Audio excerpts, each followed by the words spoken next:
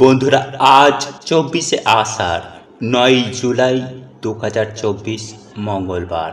অনেকেই হয়তো আজকের দিনে মা বিপত্তারিণীর পূজা করছেন, মায়ের উদ্দেশ্যে ব্রত রেখেছেন। শাস্ত্রমতে আজকের এই দিন অত্যন্ত শুভ একটি দিন, বলতে পারেন বছরের একটি শ্রেষ্ঠ দিন। কিন্তু স্বয়ং পরমেশ্বর ভগবান শ্রীকৃষ্ণ বলেন, যে ব্যক্তি এই পূর্ণ পবিত্র দিনে ও রাতে এই মিষ্টি, এই ফল, এই সবজি খাদ্য হিসাবে গ্রহণ করে থাকে, সেই ব্যক্তির জীবনে একেবারে অধঃপতন নেমে আসে। এক কথায় বলতে গেলে সেই ব্যক্তি আজীবন দুঃখ দুর্দশায় জ্বলে মরে। ঠিক তেমনই স্বয়ং পরমেশ্বর ভগবান শ্রীকৃষ্ণ এও বলেন যে আজ এই পূর্ণ পবিত্র বিপত্তারিণী পূজার দিন, যে ভক্ত বিপত্তারিণী ব্রত মাহাত্ম্য কথা একবার শ্রবণ করবে, সেই ব্যক্তির জীবন থেকে সকল প্রকার বাধা বিপত্তি কেটে যাবে। মায়ের আশীর্বাদে সেই ব্যক্তির ভাগ্য ফিরে যাবে। হ্যাঁ বন্ধুরা, আপনারা একেবারে ঠিকই শুনছেন, সেই ব্যক্তির জীবন থেকে দুঃখ কষ্ট দূর হয়ে যাবে। বন্ধুরা, শাস্ত্রে বলা হয়েছে যে এই বিপত্তারিণী ব্রত বা পূজা তখনই সম্পূর্ণ হয় যখন মা বিপত্তারিণীর এই ব্রত কথাটি শ্রবণ করা হয়। আজ মঙ্গলবার, বিপত্তারিণী ব্রত আপনি রাখুন বা আপনি নাই রাখুন, আজ যেহেতু বিপত্তারিণী ব্রতের সর্বপ্রথম দিন, তাই আজ মা বিপত্তারিণীর এই ব্রত কথাটি শ্রবণ করে মায়ের উদ্দেশ্যে আপনি যদি হাতে একটি লাল ধাগা বেঁধে নিতে পারেন, তাহলে মায়ের আশীর্বাদ যেমন আপনার সঙ্গে সাথে থাকবে, ঠিক তেমনই কোনো বাধা বিপত্তি আপনাকে ছুঁতেও পারবে না। এবং সেই সঙ্গে মা বিপত্তারিণীর ব্রত কথাটি একবার হলেও শ্রবণ করুন, দেখবেন মায়ের কৃপায় আপনার ও আপনার পরিবারের কল্যাণ হবে এবং সকল বিপদ আপদ দূর হবে। তাই বন্ধুরা, ভিডিওটি সম্পূর্ণ শেষ পর্যন্ত দেখুন এবং এই ভিডিওটি যদি আপনাদের ভালো লেগে থাকে তাহলে ভিডিওটিতে একটি লাইক করে বন্ধু বান্ধবী আত্মীয় পরিজনের সাথে শেয়ার অবশ্যই করবেন। এবং আপনারা যদি এখনো পর্যন্ত আমাদের এই চ্যানেলে নতুন হয়ে থাকেন তাহলে চ্যানেলটি সাবস্ক্রাইব করে পাশে থাকা নোটিফিকেশন বেল আইকনটি অন করে রাখবেন, তাহলে নতুন কিছু জানতে পারবেন, নতুন কিছু শিখতে পারবেন। চলুন এইবার মূল আলোচনায় প্রবেশ করা যাক। তবে মূল আলোচনায় প্রবেশ করার আগে জয় মা বিপত্তারিণী, মা আমাদের সকলের বিপদ দূর করো লিখে কমেন্ট অবশ্যই করবেন। চলুন আমরা সবার প্রথমে শ্রবণ করব মা বিপত্তারিণী ব্রত কথা, তারপরে আমি আপনাদেরকে জানিয়ে দেব বিপত্তারিণী ব্রত পালনের পর হাতে লাল ধাগা কিভাবে বাঁধবেন এবং এই দিনে কোন কোন খাবারগুলি একদম ভুল করেও খাবেন না, যে খাবারগুলি খেলে জীবনে ভয়ঙ্কর দারিদ্রতা আসবে সেই প্রসঙ্গে। পুরাকালে নারদ ঋষি বেড়াতে বেড়াতে একদিন কৈলাসে এসে উপস্থিত হলেন। সেখানে শিব ও দুর্গাকে প্রণাম করে ঋষি জিজ্ঞাসা করলেন, হে প্রভু, আপনি তো মঙ্গলময় আর সব রকম মঙ্গলের কারণ। এখন আপনি বলুন তো, কি ব্রত করলে মানুষ সমস্ত রকমের বিপদ আপদ থেকে মুক্তি পেতে পারে? নারদের কথা শুনে দেবাদিদেব মহাদেব বললেন, যে স্ত্রীলোক বিপত্তারিণী ব্রত পালন করে সেই সমস্ত বিপদ আপদ থেকে উদ্ধার পায়। নারদ এও জিজ্ঞাসা করলেন, পূর্বে এই ব্রত কে করেছিলেন, তার নিয়মই বা কি এবং এর ফল কি? অনুগ্রহ করে কৃপাপূর্বক আমাকে বলুন। নারদ মুনির এই কথা শুনে মহাদেব বললেন, পুরাকালে বিদর্ভ রাজ্যে একজন সত্যনিষ্ঠ রাজা ছিলেন। তার স্ত্রী রানীও ছিলেন ভক্তিমতী এবং যথেষ্ট গুণ সম্পন্না। ঘটনার চক্রে এক মুচিনীর সঙ্গে তিনি সই অর্থাৎ বন্ধুত্ব পাঠিয়েছিলেন। মুচিনীকে তিনি প্রায়ই বিভিন্ন রকমের ফল, বিভিন্ন খাদ্যদ্রব্য উপহার দিতেন।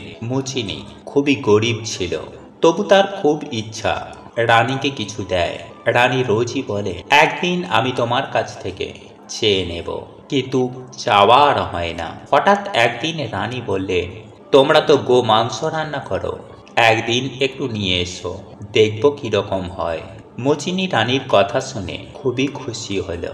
খুব যত্ন করে সেই গো মাংস রাঁধল।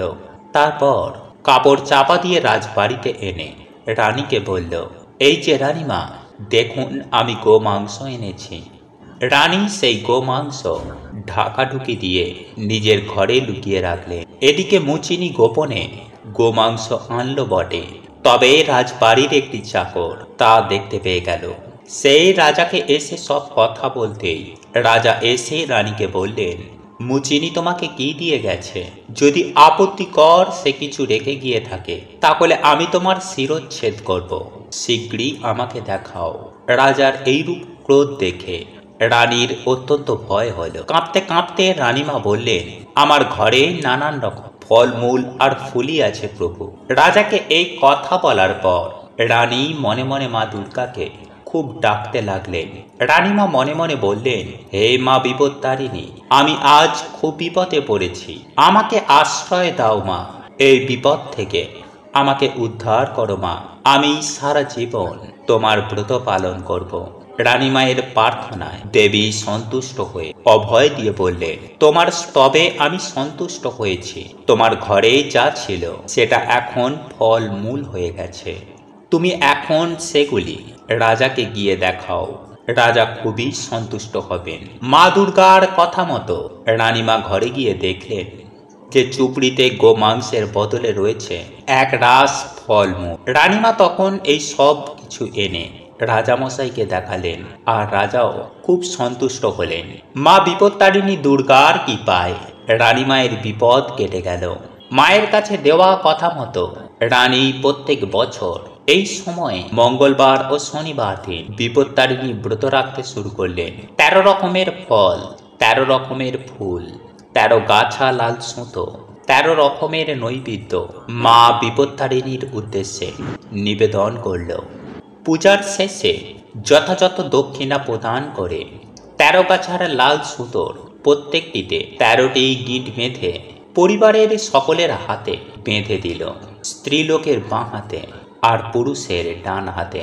এইভাবে বিপত্তারিণী ব্রতের কথা চারিদিকে ছড়িয়ে পড়ল। রানীমা প্রত্যেক বছর আষাঢ় মাসের শুক্লপক্ষের দ্বিতীয়া থেকে আরম্ভ করে দশমীর মধ্যে যে মঙ্গলবার ও শনিবার পরে সেই বারেই এই ব্রত পালন করতে লাগলো এবং সন্তান, স্বামী ও সম্পদ এই সমস্ত কিছুর সুখ ভোগ করে দেহত্যাগের পর রানীমা স্বর্গে চলে গেলেন। এই ব্রত পালন করলে সংসারে কোনো বিপদ আপদ থাকে না। মা বিপত্তারিণী সকল প্রকার বিপদ আপদ থেকে তাকে রক্ষা করেন। এই হলো বিপত্তারিণীর ব্রত কথা। বন্ধুরা, শুধু মানুষ বিপদে পড়লে যে বিপত্তারিণী দুর্গার শরণাপন্ন নেন তা নন, দেবতারাও তাকে ডাকেন। যেমন যশোদা যখন কৃষ্ণকে বাইরে পাঠাতেন তখন দুর্গা নাম জপ করতেন। কালিয়া দমনের সময় স্বয়ং পরমেশ্বর ভগবান শ্রীকৃষ্ণ মা দুর্গাকে স্মরণ করেছিলেন। সর্বোপরি মহিষাসুরের আক্রমণে যখন সকল দেবগণ দিশেহারা, তখন এই বিপদ থেকে উদ্ধার পাওয়ার জন্য মা দুর্গাকেই দেবতারা স্মরণ করেছিলেন। তাই বন্ধুরা, প্রত্যেক বছর একবার হলেও এই বিপত্তারিণী ব্রত পালন করার চেষ্টা করুন এবং আজকের দিনে হাতে লাল সুতো বা ধাগা অবশ্যই বাঁধুন। কারণ বন্ধুরা, এই বিপত্তারিণী পূজার সব থেকে গুরুত্বপূর্ণ অংশ হল হাতে লাল সুতো বাঁধা। লাল সুতোতে 13টি গিঁট বেঁধে তাতে 13টি দুর্বা বাঁধার পর সেটিকে ছেলেদের ডান হাতে এবং মেয়েদের বাম হাতে পূজার শেষে বাঁধতে হয়। বন্ধুরা, মায়ের উদ্দেশ্যে নিবেদিত এই লাল সুতো বাঁধাকেই সমস্ত বিপদে রক্ষা কবচ হিসাবে চিহ্নিত করা হয়ে থাকে। তাই এই দিন অতি অবশ্যই পূজার শেষে নিজের প্রিয়জনদের হাতে লাল সুতো বেঁধে দিন। আর হাতে লাল সুতো বাঁধার সময় মনে মনে এই সময়ে একটি মন্ত্র 3 বার উচ্চারণ করতে হয়। আর এই মন্ত্রটি হল নমো সর্বমঙ্গলে শিবে সর্বাত্ম সাধিকে শরণ্যে ত্র্যম্বকে গৌরী নারায়ণী নমস্তুতে। বন্ধুরা, 3 বার এই মন্ত্রটি উচ্চারণ করে হাতে লাল সুতোটি বেঁধে দিন এবং এই সুতো বাঁধার সময় 13টি গিঁট দিতে হয়। হাতে বাঁধা এই লাল সুতো কোনো অবস্থাতেই 3 দিন খুলতে নেই। এই বিষয়টি অতি অবশ্যই মাথায় রাখবেন। 3 দিন পর এই লাল সুতোটি খুলে মায়ের উদ্দেশ্যে প্রণাম করে কোনো প্রবাহমান জলাশয়ে বা কোনো পুকুর বা জলাশয়ে এটিকে ভাসিয়ে দিতে হয়।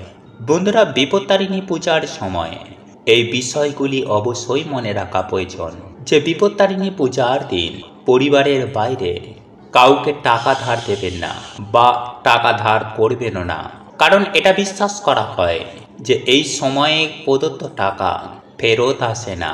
তবে এই দিন দুস্থ অসহায় অবলা জীবজন্তুদের অবশ্যই কিছু না কিছু খাবার দান করতে পারেন। তবে বন্ধুরা, এই বিপত্তারিণী পূজার দিন ভুলেও খাবেন না সাদা নুন অর্থাৎ সামুদ্রিক লবণ। যে লবণ আমরা নিত্যদিন ব্যবহার করি সেই সামুদ্রিক লবণ ভুল করেও খাবেন না, কারণ যে কোনো ব্রত উপবাসে সাদা নুন খেলে সেই উপবাসটি ভঙ্গ হয়ে যায়। তাই বিপত্তারিণী পুজো হয়ে যাবার পরেও অর্থাৎ দিনে রাতে এই সাদা নুন দিয়ে তৈরি কোনো রকম খাবার খেতে পারবেন না। এই সাদা নুন আজকের দিনে বর্জন করতে হবে এবং এর পরিবর্তে আপনাদেরকে সৈন্ধব লবণ ব্যবহার করতে হবে। দ্বিতীয়ত, এই দিন ভুল করেও পোড়া জাতীয় কোনো খাবার খাবেন না, যেমন বেগুন পোড়া, পটল পোড়া, টমেটো পোড়া ইত্যাদি। সেই সঙ্গে মাথায় রাখবেন এই পূর্ণ পবিত্র দিনে ভাত, রুটি, গমের তৈরি কোনো খাবার ভুল করেও এই দিন খাবেন না। সেই সঙ্গে মাথায় রাখবেন যে এই দিন ভুল করেও বাড়ির মধ্যে বলুন বা বাড়ির বাইরে মদ্যপান করবেন না। তাই এই দিন অতি অবশ্যই নেশা জাতীয় খাবার এড়িয়ে চলুন। এছাড়াও এই দিন বাড়ির মধ্যে মাছ, মাংস, ডিম, পেঁয়াজ, আমিষ জাতীয় কোনো খাবার ভুলেও মুখে তুলবেন না। তবে সবথেকে গুরুত্বপূর্ণ যে বিষয়টি তা হলো এই বিপত্তারিণী ব্রতের দিন গাজর খাবেন না। হ্যাঁ বন্ধুরা, আপনারা একেবারে ঠিকই শুনেছেন। শাস্ত্রমতে বেশি করে গাজর খাওয়া গোমাংসের সমতুল্য। তাই এই বিপত্তারিণী ব্রতের দিন এই খাবারগুলি থেকে দূরে থাকুন। তাহলে আপনার যেরকম মঙ্গল ঘটবে আপনার পরিবারেরও সেই রকম কল্যাণ হবে। এই দিন শুদ্ধ মনে থাকবেন, মনে কোনো খারাপ বিচার আনতে দেবেন না এবং এই দিন মা বিপত্তারিণীর প্রসাদ খেয়ে কাটাবেন। কোনো রকমের চাল বা ধান থেকে তৈরি যে কোনো খাবার, যেমন চিঁড়ে, মুড়ি, এইসব খাবারগুলি কিন্তু বিপত্তারিণী ব্রতে চলে না রুটি বা গম থেকে তৈরি কোনো জিনিস। এই বিষয়গুলি অতি অবশ্যই মাথায় রাখার চেষ্টা করবেন, ভালো আপনাদেরই হবে। জয় শ্রীকৃষ্ণ, রাধে রাধে। প্রভু আপনাদের সকলের মঙ্গল করুক। আপনারা সুস্থ থাকবেন, ভালো থাকবেন। নমস্কার, ধন্যবাদ।